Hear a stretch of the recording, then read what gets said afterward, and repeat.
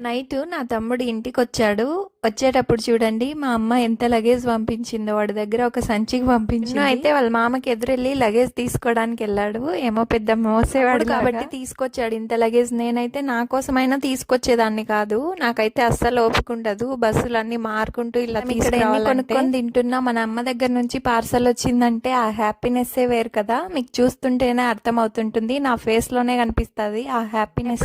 ఊరికి వెళ్ళినప్పుడు కూడా అంతే. అమ్మ అక్కడున్నవన్నీ నాకే పంపించేస్తుంది. వాళ్ళకి కొంచెం కూడా దాచుకోదు. మళ్ళీ నా కూతురికి ఏమైనా దొరుకుతాయో లేదో అన్నట్లు పంపిస్తుంది. అఫ్ కోర్స్ అందరు అమ్మలు అలాగే ఉంటారు కదా. మా ప్రేమ అలాంటిది. మరి ఏం చేయలేని తర్వాతే తెలుస్తుంది అమ్మాయిలకి పుట్టింటి నుంచి వచ్చిన వస్తువుల విలువ ఏంటని చెప్పి. నిజమే కదా. మీరేమంచిలో అయితే అమ్మ ఎక్కువగా వెజిటేబుల్సే పంపించింది. సగం సంచిలో అయితే బీన్స్ టమోటాలే ఎక్కువగా ఉన్నాయి. ఈ వీడియో ఎలా అనిపించింది? లైట్ గా మీ అమ్మ గుర్తొచ్చింటుంది కదా.